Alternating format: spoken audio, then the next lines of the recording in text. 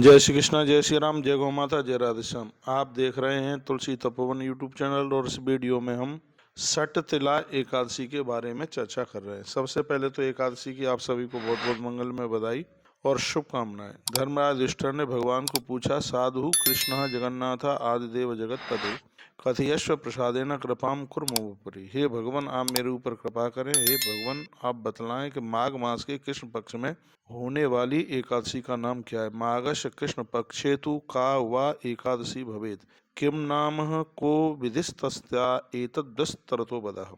पूछा गया कि आप उसकी विधि मुझे विस्तार पूर्वक बताइए, इस एकादशी की महिमा क्या है।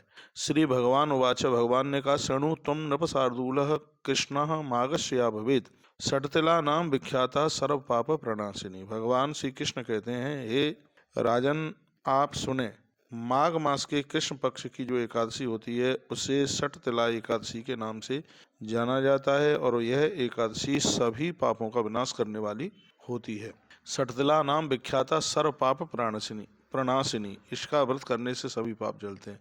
आप षट्तिला एकादशी की पाप विनाशिनी शुभ कथा को सुनिए। उस कथा को महर्षि पुलस्त ने महात्मा दालभ्य महर्षि को ये कथा सुनाई। षट्तिलाया षडुद्धम तम कथाम पापहरा शुभाम या पुलस्तो मुनिश्रेष्ठो दालभ्य प्रति समुक्तवान। दालभ्य महर्षि ने उन्हें पूछा था कि मृत्यु लोक में आए हुए मनुष्य पाप तो करते ही है, ये मनुष्य ब्रह्म हत्या तथा गौवध आदि के पापों से युक्त हैं, दूसरे के द्रव्य को चुराते हैं तथा दूसरे का व्यसन से मोहित होते हैं, तो ये निश्चित रूप से नरक को तो जाते ही होंगे। हे ब्राह्मण, उसे आप ठीक ठीक से बतलाइए कि किसी प्रयास को किए बिना ही थोड़ा सा दान देते हुए या थोड़ा सा सत्कर्म करते हुए और वह परम शांति को प्राप्त हो जाए, नरक में जाने से बच जाए, ऐसा कोई उपाय हो तो आप बताइए।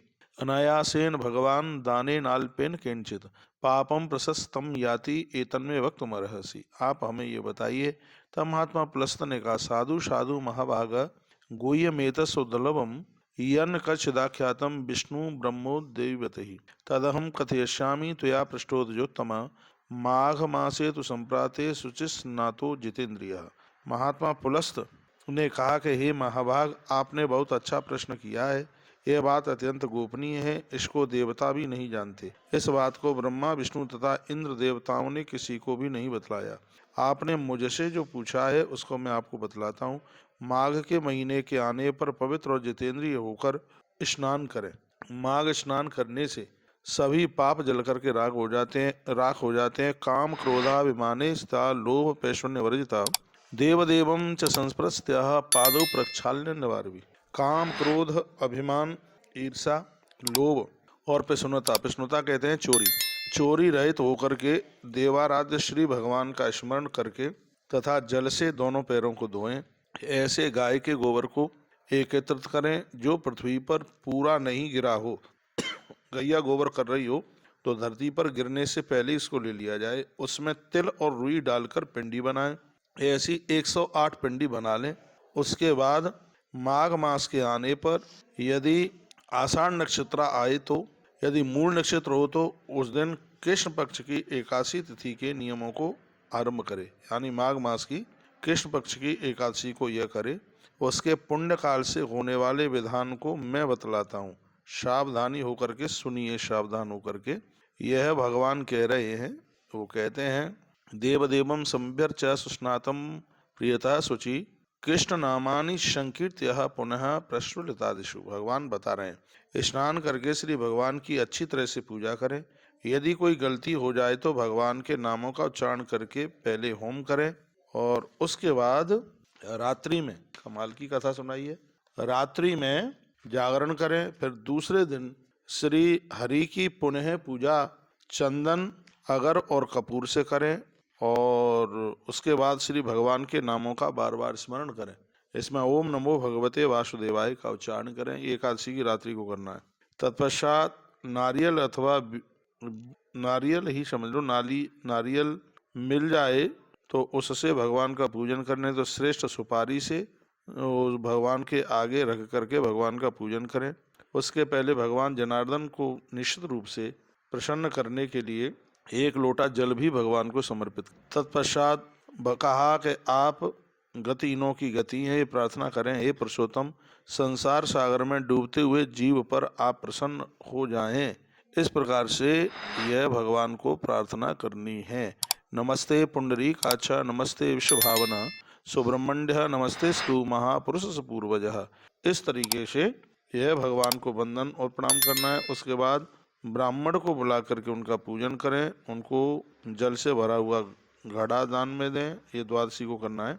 उसके साथ छत्र, चरण पादुकाएं, वस्त्र आदि ये चीज़ें उनको दान स्वरूप दें। अपनी शक्ति के अनुसार शेष ब्राह्मण को हो सके तो गैया भी प्रदान करें। इसमें तो लिखा है काली गाय का दान कर दें। कृष्णा धेनु प्रदातभ्याम यथाशक्ति द्विजोत्तमई तिलपात्रम द्विजश्रेष्ठ दद्यात पात्र विचक्षणम। हे द्विजश्रेष्ठ, तिल का पात्र भी दान करें। स्नान करने में प्राशन में काली तिल ही श्रेष्ठ है, अतएव काले तिलों में श्रेष्ठ ब्राह्मणों को दें। तिल के जमने पर उस क्षेत्र में जितने तिल उगते हैं उतने 1000 वर्षों तक दाता स्वर्ग लोक में पूजित होता है। ये तिल 6 जगह लगाने हैं, तभी इसको सठ तिला कहते हैं। 24 नंबर के श्लोक में लिखा है क्या का तिलस्यायी तिलुद्धूर्ति तिल होमी तिलोदकी तिल दाता च भुक्ता च सठ तिला पाप नाशन। ये सठ तिला 81 पापों का नाश करने वाली तब हो जाती है।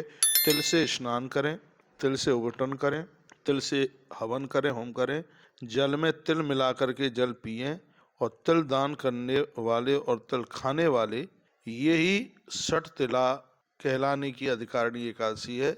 ये पापों का विनाश कर देती है। एक बार फिर बोल दूं, नंबर 1 तिल से स्नान करें, नंबर 2 तिल से उबटन करें, नंबर 3 तिल से हवन करें, नंबर 4 जल में तिल मिला करके उस जल को पिए, नंबर 5 तिल का दान करें, और नंबर 6 तिल की बनी हुई वस्तुएं जैसे तिल के लड्डू वगैरह हैं ये खाने के प्रयोग में लें। तो ये 6 जगह तिल का प्रयोग करने से इसलिए इसका नाम सठ तिला हुआ। युधिष्ठिर राजा ने कहा, हे भगवान, हे विश्वभावन, आपको नमस्कार है। सठ तिला एकादशी करने से किस फल की प्राप्ति होती है, यह आप हमें विस्तार पूर्वक सुनाइए। उपाख्यान हम आपसे सुनना चाहते हैं। ऐसा धर्मराज युधिष्ठिर ने भगवान को कहा। कृष्ण कृष्ण महाभाव नमस्ते विश्वभावना, सठ तिलई कादृशी भूता की दृशम फलमस्ते वही सोपाख्यानम मम ब्रूहि यदि तुष्टोष यादव। यदि भगवान आप हमारे ऊपर प्रसन्न हैं तो ये कथा आप सुनाइए। तब भगवान श्री कृष्ण कहने लगे, शृणु राजन यथा व्रतम दृष्टम तत्कथयामि ते मृत्यु लोके पुराय आसीद ब्राह्मणे चाकच नारद। श्री कृष्ण ने कहा, हे राजन, जैसा मैंने देखा सुना उसे मैं कह रहा हूँ, उसे आप सुने। बताया गया कि मृत्यु लोक में एक ब्राह्मणी रहती थी। वह सदैव व्रत तथा देव पूजन किया करती थी। वह मेरी भक्तानी थी और मास व्रत करती थी, यानी पूरा माघ स्नान इत्यादि वह करती थी। वह सदैव व्रत तथा देव पूजन में बहुत ज़्यादा ही मग्न रहती थी। वह कृष्ण पक्ष में उपवास करती थी एकादशी का, और मेरी पूजा करती थी। और वह सदैव उपवास करके अपने शरीर को उसने बिल्कुल सुखा दिया था। वह महासती श्री भक्ति पूर्वक देवताओं, ब्राह्मणों और कुमारियों को ग्रह इत्यादि उसने दान में भी दिए थे। हे युधिष्ठिर, वह सदैव अत्यंत कठिन व्रतों को करती थी। उसने न तो किसी भिक्षुक को देखिए, इसमें वर्णन किया गया है, कहा गया कि तो बहुत दिन बीत जाने पर मैंने सोचा कि निश्चित रूप से उस व्रत को उसने किया है तो इससे इसका शरीर शुद्ध हो गया है। इसने अपने शरीर को कष्ट दे करके वैष्णवी पूजा की है, किंतु इसने अत्यंत तृप्ति करने वाले अन्न का दान नहीं किया। भगवान कहते हैं कि उसने अन्न का दान नहीं किया था। हे दुष्टर, इस बात को सोचकर मैं मृत्यु लोक में गया और मैंने कापालिक का रूप धारण किया और पात में भिक्षा मैंने मांगी। उसने कहा, ब्राह्मण, आप कहाँ से आए हैं और यहाँ से कहाँ जाएंगे? मैंने उससे फिर कहा, हे देवी, भिक्षा दो। उसने अत्यंत क्रोध करके ताम्र पात्र में मिट्टी का ढेला डाल दिया। भगवान कहते हैं, तथा कोपेन महेता भृति उन्नस्ताम्र भाजने छितौ यावदहं ब्रह्मन पुण्य स्वर्गम गतः। भगवान कहने लगे, उसके बाद मैं वहाँ से स्वर्ग चला गया। उसके बाद महान व्रत करने वाली वह तापसी अपने व्रतचर्या के प्रभाव से निस्संदेह स्वर्ग में आई। देखो क्या सुंदर कथा सुनाई है। और मृतिपण प्रदान करने के कारण उसको मनोहर गृह मिला। हे राज ऋषि, उस गृह में अन्न बिल्कुल भी नहीं था। जब उसने घर को देखा तो वह कुछ नहीं उसने जब नहीं देखा तो वह उस ग्रह से निकलकर मेरे पास आई। वह अत्यंत क्रोध करके कहा कि मैंने इतने व्रत किए, कठिन उपवास किए तथा पूजा के द्वारा स्वर्ग लोक पालक श्री भगवान की आराधना मैंने किंतु हे जनार्दन, उस घर में तो कुछ भी खाने पीने के लिए है ही नहीं। उसके बाद मैंने कहा कि हे महाव्रते, तुम उस ग्रह में जाओ, कुछ लोग कौतूहल से युक्त तुम्हारे पास आएंगे। विस्मय से युक्त देवताओं की पत्नियां तुम्हें देखने के लिए आएंगी, और जब सटतिला की पवित्र वाणी नहीं बोले तब तक दरवाजा मत खोलना। देखो क्या सुंदर कथा सुनाई है भगवान ने। देव पत्नी ये दृष्टुम तया विस्मात विसमन्विता द्वारम नोटटया विना सटतिला पुण्यवाचनात्। इस तरह से मेरे कहने पर वह मानुषी चली गई। हे पांडव, उसी समय वहां देव पत्नियां आईं और उन सब ने कहा कि हम लोग तुमको देखने आई हैं। हे सुंदरी, दरवाजा खोलो, हम लोग देखना चाहती हैं तुम्हें। उस मानसी ने कहा कि यदि आप लोगों को मेरा दर्शन करना है तो आप लोग कहें कि दरवाजा खोलने के लिए हम लोग ने तुम्हें सटतिला एकादशी का पुण्य प्रदान कर दिया, ऐसा बोलिएगा। यदि मम दर्शनम कार्यम सत्यम वाच्यम विशेषता तो दत्तम में सटतिलाम पुण्यम द्वारो द्वाटन कारणात्। ये दरवाजा तब खुलेगा, पहले अपनी सटतिला एकादशी का उपवास मुझे दीजिए, व्रत का फल। भगवान श्री कृष्ण ने कहा कि उनमें से कोई भी सटतिला एकादशी व्रत की बात नहीं उनमें से कोई भी सटतिला एकादशी व्रत की बात नहीं कही। दूसरी ने कहा कि मैं मानसी को देखना चाहती हूँ। उसके बाद उन सबों ने दरवाजा खोलकर उस मानसी को देखा। वहाँ न तो देवी थी, न गंधर्वी, न आसुरी, न सर्पिणी। राजभर्य उन सब ने पहले उसी तरह की नारी देखी जैसी वह थी। देवियों के द्वारा उपदिष्ट होकर उसने सटतिला का उस सत्यव्रता मानसी ने व्रत किया। यह व्रत भोग तथा मोक्ष को प्रदान करता है। उसने व्रत के प्रभाव से भगवान के दरबार को प्राप्त कर लिया। उसने क्षण भर में ही रूप और कांति को प्राप्त कर लिया। सटतिला के प्रभाव से उसने धन धान्य वस्त्र सुवर्ण चांदी सोना सब कुछ प्राप्त कर लिया। धनम धान्यम च वस्त्रादि सुवर्णम रूपमेव च भवनम सर्वम संपन्नम सटतिलाया प्रभाव था। ये सटतिला एकादशी का प्रभाव था। उसका भवन इन सभी वस्तुओं से भर गया। क्षण भर में ही उसके रूप और कांति को वो प्राप्त हो गई। इस व्रत में अत्यंत लालच नहीं करना चाहिए और कंजूसी नहीं करनी चाहिए। अपनी संपत्ति के अनुसार वस्त्र तथा तिल का दान अवश्य देना चाहिए। अपनी संपत्ति के अनुसार वस्त्र तथा तिल दान देना जरूर चाहिए। ऐसा करने वाला मनुष्य प्रत्येक जन्मों में आरोग्यता को प्राप्त करता है। आत्मवित्तानुसारेण तिलान वस्त्राणि दापयेत लभते चैव आरोग्यम नरो जन्मनि जन्मनि। सटतिला एकादशी के दिन अवश्यमेव तिल का दान जरूर करना चाहिए। इसमें काले तिल के दान की बात कही गई है। काले तिल का दान जरूर करें। हे राज श्रेष्ठ, सटतिला का उपवास करने से दरिद्रता कष्ट एवं दुर्भाग्य समाप्त हो जाते हैं। न दारिद्रम न कष्टत्वम न च दुर्भाग्यमेव च समभेद्वं नृपश्रेष्ठ सटतिला समपोषणात्। ये सटतिला एकादशी की इतनी बड़ी महिमा है। हे राजन, इसी विधान से तिलदान करने वाला अनायास ही सभी पापों से मुक्त हो जाता है। अनेन विधना भूपा तिलदानान संशया मुच्यते पातकई सर्वई रनायासेन मानवः। इतनी बड़ी महिमा इसकी। योग पात्र की विधि पूर्वक दिया गया दान सभी पापों का नाश कर देता है। उसको न तो कोई अनर्थ होता है और न उसके शरीर में कोई बीमारी फैलती है। दानम न वित पत्ताते सर्व पातक नाशनम नानर्थम कचदन्यासम शरीरे निपसत्तमः। तो यह वर्णन किया गया है कि सजग समझदार व्यक्ति को सटतिला एकादशी का व्रत जरूर करना चाहिए। इस एकादशी से संपूर्ण पाप समाप्त हो जाते हैं। जय जय श्री पद्म महापुराणे पंचदशाश्याम संहितायाम षष्ठे उत्तरखंडे उमापति नारद संवादे माघ कृष्ण सटतिला एकादशी महात्म्यम नाम त्रिचत्वारिंशोऽध्याय। और कृष्णाय वासुदेवाय हरे परमात्मने प्रणतः क्लेशनाशाय गोविंदाय नमो नमः। यह हमने आपको सटतिला एकादशी की कथा विस्तार पूर्वक सुनाई।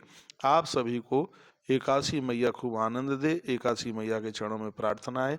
तो इस एकादशी को कम से कम आप 6 जगह अवश्यमेव तिल का जरूर दान करना चाहिए। 6 जगह दान करने से, 6 जगह तिल प्रयोग करने से इसका नाम सटतिला एकादशी है। और यह एकादशी संपूर्ण पापों को जलाने वाली है और बड़ी एकादशियों में से इसका नाम आता है। आपने वीडियो को पूरा सुना, इसलिए आपके लिए बहुत बहुत धन्यवाद। वीडियो आगे भेजिए। जिससे और भी लोग लाभान्वित हो सकें। यदि षटतिला एकादशी से एक दिन पहले आपने ये वीडियो सुन ली है तो भी आप षटतिला एकादशी के दिन जरूर इस कथा को सुनिएगा, क्योंकि जो षटतिला एकादशी की कथा षटतिला एकादशी के दिन सुनते हैं उन्हें 1000 गौ माता का गोदान करने का फल प्राप्त होता है। इसलिए 6 तारीख की एकादशी है, 6 तारीख को षटतिला एकादशी की कथा आप जरूर सुनिएगा। बहुत बहुत धन्यवाद। ऐसे ही हमारे साथ जुड़े रहिए और एक नई अपडेट आप प्राप्त करते रहें। फिर मैं दोबारा से आपको अमावस्या की कथा के साथ मिलता हूँ। तब तक आप अपना ध्यान रखिएगा। आपकी तरक्की के लिए मैं भगवान से प्रार्थना करता हूँ। जय गौ माता, जय गोपाल, जय सिया राम, जय श्री कृष्णा, जय श्री राम, जय गौ माता, जय राधे श्याम।